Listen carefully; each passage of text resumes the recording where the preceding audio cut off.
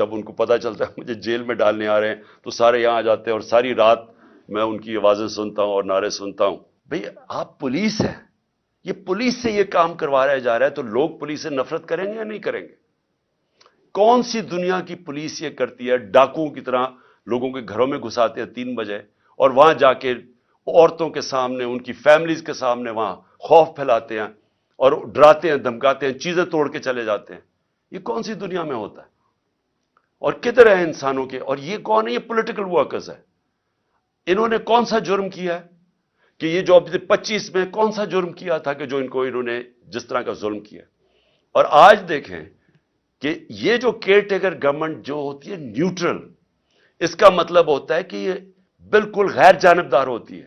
Care taker government ایسی بٹھائیں جو ہمارے سخت مخالف, جس طرح یہ چیف منسٹر پنجاب کا بٹھایا ہوا ہے, اس کی چینل دیکھ لیں, یہ ہمارا بدترین مخالف ہے اور آصف زرداری کا بغل بچہ ہے. اس کو لا کے یہاں بٹھایا گیا, اور وہ آدمی جو کہ جس کا کردار مشکوک ہے, جس نے نیب میں سیٹلمنٹ کی ہوئی ہے, یعنی کرپشن کے اندر پیسے دیے ہوئے ہیں, اس کو اوپر لا کے بٹھا دیا. اس نے سارے وہ آفیسرز, ہم نے 23 آفیسرز کی لسٹ دی کہ انہوں نے ہمارے اوپر 25 میں پر تشدد کیا, ان میں سے 16 کو یہاں واپس لا کے بٹھا دیا اور اہم پوزیشنز پہ بٹھا دیا. اور انہوں نے پھر جو کیا ابھی سے آتے ساتھ ہی, یعنی ہمیں ہے کیئر ٹیکر گورنمنٹ جو ہم نے والنٹیرلی اپنی گورنمنٹس ڈیزالو کی. آنی چاہیے تھی کیئر ٹیکر جو نیوٹرل ہونی چاہیے تھی, ہمارے مخالفین کو اوپر بٹھا کے, اور وہ ہراساں ہو رہا ہے اس وقت. ہمارا علی سائی ہیں, میں ذرا ایک اور آپ کے مثال, علی سائی ہیں داماد چیف جسٹس پنجاب کے, لاہور ہائی کورٹ کے. اس کے اوپر پہلے کسی آدمی کو پکڑا, اس کو بند کیا, اس کے اوپر تشدد کیا, اس سے کیس بنایا اس کے خلاف, اور اب اس کو نیب میں بلایا جا رہا ہے. عثمان ڈار ہمارے وہاں سیالکوٹ کے جو ایم این اے کے ایسپرنٹ ہیں, ایک آدمی کو پکڑا, وہ حالانکہ اس کی کوئی پوزیشن نہیں تھی اس کو پکڑا, اس کو کہا اس کے خلاف کیس بناؤ, تم سٹیٹمنٹ دو اس کے اگینسٹ. اس کو لے کے گئے, اس کو بند کیا, سیف ہاؤس میں بند کیا, اس کو پہلے مارا, دھمکایا, ننگا کیا, اس کے بعد کہا آپ کے بیوی بچوں سے ہم یہ کریں گے اگر آپ یہ نہیں کریں گے. اسے سٹیٹمنٹ سائن کروا لی. اور یہ صرف اور صرف کوشش ان کی کہ کسی نہ کسی طرح تحریک انصاف کو کمزور کیا جائے, ڈرایا دھمکایا جائے. اس وجہ سے میں وہ ابھی تحریک انانس کر رہا ہوں اس کے بعد کہ ان کا جو آپ کا شوق ہے انشاءاللہ ہم آپ کا شوق پورا کر دیں گے. لیکن جو افسوسناک چیز ہے, میں یہ صرف اپنے کارکنوں کا اس لیے بتانا چاہتا ہوں کہ ایک تو یہ کیا کرتے ہیں کہ ان کے اوپر ظلم کرتے ہیں لوگوں پہ, پھر اس کی کہانیاں آتی ہیں ہمارے لوگوں کے پاس کہ جی یہ آپ کے اوپر ظلم کیا گیا تاکہ وہ باقی لوگ ڈر جائیں. ہمارے ایک ایم پی ہیں پنجاب کے, اس کو انہوں نے بلا لیا, ڈرایا دھمکایا, پھر اس کو اعظم سواتی کی انہوں نے وہ ویڈیو دکھائی جدھر اعظم سواتی کے اوپر تشدد ہو رہا ہے. اس کو دکھایا گیا کہ یہ تمہارے سے بھی ہوگا. اعظم سواتی کے اوپر جب تشدد کر رہے تھے تو اس کو کہہ رہے تھے عمران خان کو بتائے, اس سے یہ ہم کریں گے. یہ ہمارے وہ لوگ ہیں جو ہم پیٹ کاٹ کے جن ایجنسیز کو پال رہے ہیں, وہ یہ دھمکیاں دے رہی ہیں. پھر وہ شہباز گل اس کے بعد سارا وقت پوچھے کہ جی بتاؤ عمران خان نے نہیں, اس نے تمہارے خلاف سٹیپ, یعنی شہباز گل سے میرے خلاف اسے لے رہے تھے, ایویڈنس لے رہے تھے کہ بتاؤ کہ عمران خان نے یہ کروایا تاکہ مجھے پھنسا سکے. جس کو یہاں سرکاری نوکروں کو انہوں نے جو پنجاب میں تھے جن کو اب او ایس ڈی کر دیا, ان کو بار بار پوچھتے تھے جی بچاؤ کوئی کرپشن ہے, کوئی انہوں نے کچھ کیا, کوئی انہوں نے پیسے لیے کوئی پوسٹنگ ٹرانسفر پہ. یہ آج حال ہے کہ کیونکہ یہ چاہتے ہیں کہ ہم ان کرپٹ لوگوں کو مان جائیں, تو اس طرح کے حالات ہیں. لیکن میں جو سب سے جو ہم سب کے لیے ایک فکر کرنے والی بات ہے, میرے اوپر حملہ ہوتا ہے, ایکس پرائم منسٹر, وہ پہلے میں کہتا ہوں کہ یہ حملہ ہونے والا ہے, میں بتایا سب کو, میں نے میڈیا پہ گیا, لیکن جنہوں نے حملہ کیا وہ سارے اقتدار میں بیٹھے تھے. ایک ڈرٹی ہیری تھا, وہ بھی پاور میں تھا, اس کے پاس ساری اندرونی پاور ہے. دوسری طرف رانا ثناء اللہ اور شہباز شریف. اب جب مجھے پتا تھا کہ یہ ساری جو پلاننگ ہو رہی ہے، کیوں اس کے بعد ہمیں تو پوری خبریں آ رہی تھی اور اندر سے خبریں آ رہی تھیں کہ یہ ہونے والا ہے. تو جب یہ ہوا، جب میرے پر وہ وزیر آباد میں انسیڈنٹ ہوا، تو میں اس کے اوپر ہم کافی بات چیت کر چکے ہیں کہ انہوں نے ایک دم کہہ دیا کہ ایک شوٹر ہے. جو جے آئی ٹی بیٹھی اس نے تھوڑی دیر کے بعد ثابت کر دیا 3 شوٹر تھے. اس کا فرینزک تھا بھی، 3 جگہ سے گولیاں، وہ خول ملے گولیوں کے. اور وہ جو سارا بیانیہ تھا کہ ایک شوٹر نے اور دینی انتخاب پسند نے کیا، وہ سارا ختم ہو گیا. اس کے بعد وہ جے آئی ٹی، میں بھی صرف آپ کو یاد کراؤں کہ جو پنجاب کی بنائی ہوئی جے آئی ٹی، اس میں نہ پنجاب کا جو ڈی پی او تھا گجرات کا، جس نے ویڈیو بنائی تھی، نہ وہ پیش ہونے کے لیے تیار، نہ وہ اپنا فون دینے کے لیے تیار، اور نہ جو سی ٹی ڈی جو ٹیررزم کی جو تھی، جو اس کو اٹھا کے لے گئی لڑکے کو، اس کے بعد جو شوٹر تھا اس کو جب اپنے پاس رکھا، انہوں نے دوسری ویڈیو بنائی، نہ وہ تیار ہوئے کہ نہیں ہم نہیں آپ کو، نہ وہ پیش ہونے کے لیے آیا وہ جو سی سی پی او تھا، اور نہ ہی انہوں نے اپنا فون دیا. یعنی پنجاب گورنمنٹ کی جے آئی ٹی کی انہوں نے خلاف ورزی کی. میں یہ پھر رول آف لا پہ آ رہا ہوں کہ یہ جب اس طرح ہونا شروع ہو جائے تو گورنمنٹ تو ختم ہو جاتی ہے. سٹنگ گورنمنٹ ایک تفتیش کر رہی ہے، جس پارٹی کی پاور میں ہے گورنمنٹ، اس پارٹی کے سربراہ کے اوپر قاتلانہ حملہ، اس کے اوپر پولیس والوں نے منع کر دیا. پھر جے آئی ٹی جو بنی، اس کے 4 ممبرز نے جا کے ایک دم جے آئی ٹی کے خلاف بیان دے دیا.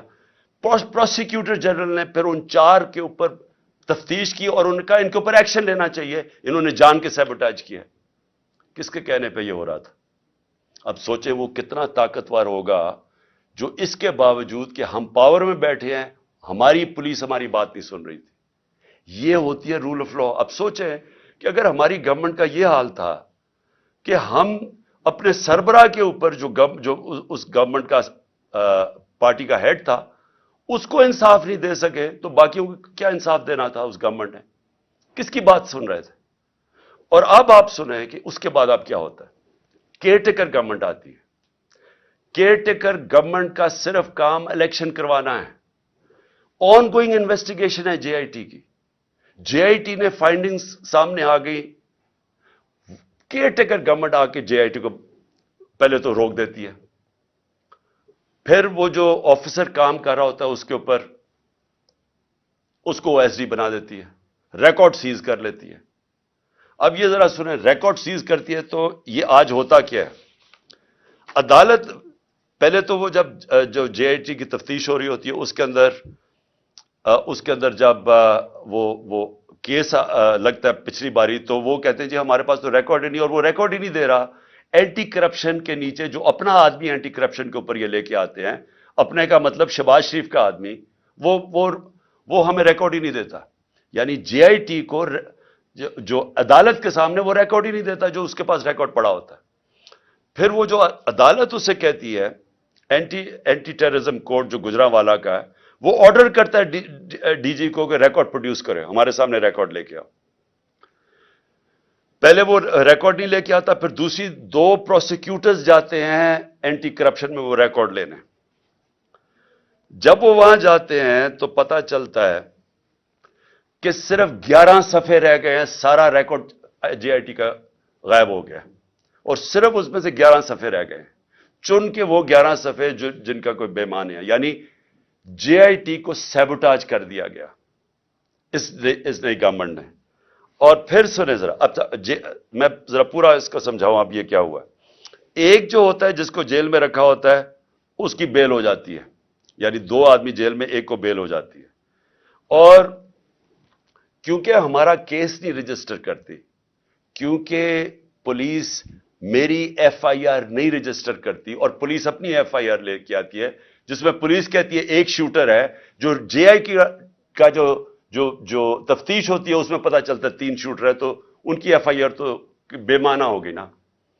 تو اب یہ سچویشن کیا ہے کہ آج جو میرے اوپر حملہ ہوا تھا اور جو اتنی دیر کی تفتیش ہوئی تھی، پہلے انہوں نے میرا جب ایف آئی آر بھی نہیں کاٹی، اتنی تفتیش کے بعد آج کیا سامنے چیز آتی ہے کہ جو ریکارڈ تھا وہ جان کے انہوں نے ختم کیا, سیبوٹاج کیا. اس سے کیا چیزیں سامنے آتی ہیں؟ اس سے یہ سامنے آتی ہیں کہ جو میں کہہ رہا تھا کہ جو 3 لوگ اس میں ملوث تھے, یہ آج کنفرم ہے کہ یہ 3 لوگ ہیں, کیونکہ یہ صرف 3 لوگ کروا سکتے تھے. انہی کے پاس پاور ہے کہ یہ جے آئی ٹی کو سیبوٹاج کر سکتے. ان 3 کے پاس یہ سارے, اور جو میں نے پہلے دن کہا تھا کہ چیف جسٹس صاحب آپ سنیں اس کو کیونکہ مجھے انصاف نہیں ملے گا, وہ ثابت ہو گیا. کوئی انصاف ملنے کی اب توقع نہیں ہے کیونکہ انہوں نے سارا ریکارڈ غائب کر دیا. اور یہ کیوں کیا؟ کیونکہ ان کو پتا تھا کہ انہوں نے پکڑے جانا ہے اس میں. یہ ساری کڑی انہی کی طرف جا رہی تھی. اور اس سے یہ ثابت ہوتا ہے کہ جب مجھے عدالتیں بلاتی ہیں کہ جی آپ آ کے اپیرنس کرو, میرا سوال یہ ہے کہ میرے اوپر جب حملہ ہوا تھا تو میں تو اس سے 2 مہینے پہلے کہہ رہا تھا کہ میرے اوپر حملہ ہونے والا ہے. میں نے تو یہ بھی بتا دیا تھا کہ دینی انتہا پسند کے نام پہ میرے اوپر حملہ ہوگا. مجھے تو کسی نے نہیں بچایا, نہ کسی نے میری کوئی پرواہ کی کہ اس کے اوپر ایک اٹیمپٹ ہونے لگا ہے. اور کیونکہ کس نے بچانا تھا, جنہوں نے بچانا تھا وہ خود ہی ملوث تھے اس میں. اور تب ہی میں نے کہا تھا کہ اگر انہی کے اوپر چھوڑ دی تفتیش, یہ تو ہونے ہی نہیں دیں گے جو انہوں نے نہیں ہونے دی. اس سے اب آگے چلیں. اس کا مطلب کہ اگر یہ 3 لوگ ابھی بھی پاور میں بیٹھے ہوئے ہیں تو میری جان ابھی بھی خطرے میں ہے, کیونکہ ان لوگوں کے ہوتے ہوئے کون مجھے پروٹیکشن دے گا؟ کہ اگر یہ جو 3 ہیں وہ ڈرٹی ہیری ملا کے اور یہ جو رانا ثناءاللہ اور ان کے پیچھے ہے تو کون پروٹیکٹ کرے گا مجھے؟ میں جب بھی میں جاؤں گا پبلک میں, ان سے خطرہ تو ان سے ہے, جنہوں نے پروٹیکٹ کرنا ہے وہ ان سے مجھے خطرہ ہے. اور یہ ثابت ہو گیا جے آئی ٹی سے. میں اگلی بات کرنا چاہتا ہوں بس آخر میں. رانا ثناءاللہ نے بڑے زوروں شوروں سے کہا کہ جناب کہ میں نے یہ ایک میرے پاس آڈیو ہے کسی جج صاحب کے اوپر, امپلائی کر رہا تھا کسی جج صاحب کے اوپر. 1996 میں جب بے نظیر کی حکومت گرائی گئی تو وہ ذرا ججمنٹ دیکھ لیں جس میں فاروق لغاری نے جب جو گورنمنٹ گرائی تو اس کے اندر ایک سب سے بڑی وجہ کیا تھی کہ بے نظیر گورنمنٹ کو انہوں نے کہا کہ یہ فون ٹیپنگ کرتے ہیں, لوگوں کے فون ٹیپ کرتے ہیں. جو صدر نکسن امریکن پریزیڈنٹ, جو بڑا تکڑا پریزیڈنٹ تھا, اس کی گورنمنٹ گری کیونکہ اس کے اوپر یہ ثابت ہو گیا کہ یہ مخالفین کے ٹیلی فون کو ٹیپ کرتا ہے, اس لیے اس کو جانا پڑا. تو یہ تو خود ہی انٹیریئر منسٹر نے کہہ دیا ہے کہ ہمارے پاس ہم فون ٹیپ کرتے ہیں. اس کے اوپر ان کی گورنمنٹ جانی چاہیے.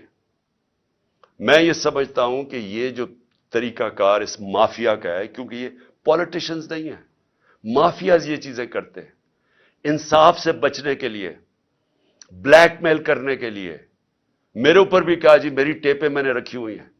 میں ایز پرائم منسٹر, میں نے عدالت میں بتایا ہوا ہے کہ میری پرائم منسٹر کی سیکیور لائن سے میری وہ مجھے انہوں نے ٹیپس بنائی ہوئی تھی, اور میری سیکیور لائن کے اوپر میرے پرنسپل سیکرٹری سے بات چیت انہوں نے ایجنسیز نے پبلک کر دی. تو اگر اس کے اوپر ایکشن نہیں لیا جائے گا, یعنی میں اب اپنی عدلیہ سے کہنا چاہتا ہوں کہ یہ تو ملک کو بالکل ہی, یعنی آپ پہلے تو یہ جو عدلیہ فیصلہ کرتی ہے اس پہ نہیں چلتے. فواد چودھری کو ہائی کورٹ کے جج بلاتے گئے کہ ان کو پیش کرو میرے سامنے, اور آئی جی لے کے اس کو اسلام آباد چلا گیا. بار بار ان کو کہا گیا, 3 دفعہ جج نے کہا کہ میری عدالت میں پیش کرو, وہ اسلام آباد چلا گیا. تو اگر آپ یہ کریں گے, پہلے تو ان کی ججمنٹس پہ نہیں مانیں گے, اور پھر اس کے بعد ان کو بلیک میل کرنے کے لیے یہ حرکتیں کریں گے, تو ملک میں قانون تو ختم ہو گیا. تو اس لیے یہ جنگ ہے پاکستان کی. یہ جو جنگ میں آپ کو, حقیقی آزادی ہے کیا؟ حقیقی آزادی ان قوموں کو ملتی ہے جس ملک میں قانون کی حکمرانی ہوتی ہے, رول آف لا ہوتا ہے, جو لوگوں کے فنڈامنٹل رائٹس پروٹیکٹ ہوتے ہیں, جدھر انویسٹر, سرمایہ کار, ان کو اعتماد ہوتا ہے ایک سسٹم کے اوپر, وہ قومیں خوشحال ہوتی ہیں. تو جس قوم میں ججز کی ججمنٹ ہی نہیں ہو رہی, مجھے بتائیں کون سا انویسٹر آئے گا پاکستان میں؟ کون اس سسٹم کے اندر بلیو کرے گا کہ وہ جب یہ دیکھ رہا ہے کہ جج فیصلہ بھی کر دے تو اس کا کوئی مجھے فائدہ نہیں ہوگا, کون آئے گا انویسٹ کرنے؟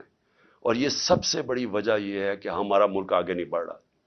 یہ جو آپ دیکھ رہے ہیں نا موجودہ حالات، یہ حالات تو ایک بیماری کے سمٹمز ہیں. یہ جب ایک پھوڑا نکلتا ہے تو کینسر کی وجہ سے نکلتا ہے، اندر سے تو کینسر ہو. یہ کینسر یہ ہے کہ یہاں قانون نہیں ہے یا انصاف نہیں ہے. اس کی کینسر کی وجہ سے قبضہ گروپ بھی پھر رہے ہیں پاکستان میں، کمزوروں کی زمینوں پہ قبضہ کرتے ہیں. اس کینسر کی وجہ سے طاقتور ڈاکو NRO لے لاتے ہیں، اربوں روپے کی اپنی کرپشن معاف کر دیتے ہیں. کمزور صرف جیلوں میں جاتا ہے کیونکہ انصاف نہیں ہے. یہ جنگ ساری حقیقی آزادی کی انصاف کے لیے. یہ جو 26 سال پہلے میں نے اپنی زندگی میں سفر شروع کیا تھا، انصاف کی تحریک، یہ صرف اور صرف یہ مسئلہ ہے پاکستان کا. اس لیے آج ہم سب کو قانون کی حکمرانی کے ساتھ کھڑا ہونا چاہیے. یہ جو کر رہے ہیں، یہ جو مافیا اوپر بیٹھا ہوا ہے اور ان کو بٹھایا گیا، اس مافیا کے سامنے ہمیں کھڑا ہونا پڑے گا. میں اناؤنس کر رہا ہوں انشاءاللہ بدھ سے وینسڈے کو اپنی جیل بھرو تحریک. میں اپنی ساری پارٹی کو آج کہہ رہا ہوں کہ تیاری کریں. ہم نے شروع کرنا ہے لاہور سے، اور ہم پھر پاکستان کے بڑے بڑے ہر اگلے دن بڑے بڑے شہروں کے اندر ہم جیل بھرنے کی اپنی تحریک شروع کریں گے، جیل بھریں گے. ہم کیا بتانا کی کوشش کر رہے ہیں؟ ہم سب سے پہلے تو اپنی قوم کو یہ کہنا چاہتے ہیں کہ اب خوف کے بت کو توڑ دو. یہ جو ہم خوف کے سامنے جھکتے ہیں، میں ساروں کو بار بار وہ مثال دیتا ہوں کہ کوفہ کے لوگ سب جانتے تھے کہ حضرت امام حسین رائے حق پہ ہیں، لیکن یزید کے خوف کی وجہ سے نہیں مدد کرنے آئے. اور وہ غلام آج تک، جب تک دنیا رہے گی وہ پچھتائیں گے، ادھر کے لوگ پچھتائیں گے کیوں نہیں ہم کھڑے ہوئے. اور اسلام کی تاریخ کا سب سے بڑا سانیہ ہم نے ہونے دیا. وہی آج حالات ہیں. آج بھی پاکستان کے اندر ہم ڈرے، یہ ڈراتے ہیں ہمیں، جس طرح فرعون کی سے ڈر کے وہ سارے لوگ غلام بنے ہوئے تھے جب حضرت موسیٰ آئے اور انہوں نے کوئی اس کا سامنا کھڑا ہوا. آج بھی یہ کوئی آپ اپنے ذہن سے نکال دیں کہ یہ جو ہمیں ڈراتے ہیں نا کہ ہم آپ کو جیلوں میں ڈال دیں گے. اور میں خاص طور پہ وہ سارے لوگوں کا شکریہ ادا کرنا چاہتا ہوں جو جب ان کو پتہ چلتا ہے مجھے جیل میں ڈالنے آ رہے ہیں تو سارے یہاں آ جاتے ہیں اور ساری رات میں ان کی آوازیں سنتا ہوں اور نعرے سنتا ہوں. تو میں ان کا شکریہ ادا کرنا چاہتا ہوں. لیکن میں ان کو بھی سب کو کہنا چاہتا ہوں کہ دیکھیں، یہ ہمیں کوئی، یہ جو جیل سے ڈرا رہے ہیں، ہم جیل بھر دیں گے. ان کے پاس جگہ ہی نہیں ہوگی جیلوں کے اندر. لیکن یہ تو نہیں ہوگا کہ جیل کے خوف سے یہ ہر قسم کا ظلم کریں اس ملک پہ، چوروں کو اوپر مسلط کر دیں، چور پھر ہمیں ڈرائیں جیلوں سے، عوام کی کمر توڑ دیں مہنگائی سے. ان کے پیسے باہر پڑے ہیں، ان کو فرق ہی نہیں پڑتا، ڈالرز میں ان کے پیسے پڑے ہیں. قوم کی یہاں بیچارہ تنخواہ دار طبقہ آج کیسے گزارا کرتا ہوگا؟ یہ اب اس سے پہلے یہ جو ابھی انہوں نے مہنگائی کی، اب یہ جو منی بجٹ دیا ہے، اس سے پہلے اگر آپ کی پچھلے 1 سال پہلے آپ کے بینک میں، بلکہ اپریل میں 10 مہینے پہلے آپ کے بینک کے اندر آپ کی تنخواہ تھی، بینک نہیں، آپ کی تنخواہ ماہانہ 30,000 تھی، آج صرف وہ 20,000 رہ گئی ہے. یعنی آج صرف وہ 20,000 کی چیزیں خرید سکتے ہیں. اور اب ایک اور مزید طوفان آ رہا ہے مہنگائی کا. جو آج مہنگائی ہے، آج کی شرح میرے خیال میں 30-32 تھی، آج اس سے بھی اوپر چلی گئی ہے، 38-39 پہ چلی گئی ہے. اس کا مطلب یہ مزید مہنگائی ابھی اور بڑھے گی. تو ان کو تو فرق ہی نہیں پڑتا کیونکہ ان کے پیسے باہر پڑے ہیں. اور ڈالرز کا مطلب کہ ان کے پیسے پاکستان کے مقابلے میں اس میں اضافہ ہو رہا ہے دولت میں. کیونکہ ہمارا جس طرح روپے کی قیمت گرتی رہی اور مہنگائی بڑھتی جا رہی ہے تو روپیہ کم چیزیں خریدتا ہے، لیکن کیونکہ ڈالرز میں ہے وہ ڈالر زیادہ چیزیں خریدتا ہے، تو ان کو کوئی نقصان نہیں ہو رہا. یہ جو ملک میں اس وقت عذاب آیا ہوا ہے مہنگائی کا. تو انشاءاللہ بدھ کو میں سب کو آج اپنی ساری قوم کو بھی، اپنی تحریک، اپنی پارٹی کو، سب کو کہہ رہا ہوں کہ ہم یہ شروع کریں گے اور یہ سارے پاکستان کے اندر ہماری یہ تحریک جائے گی. پاکستان زندہ باد.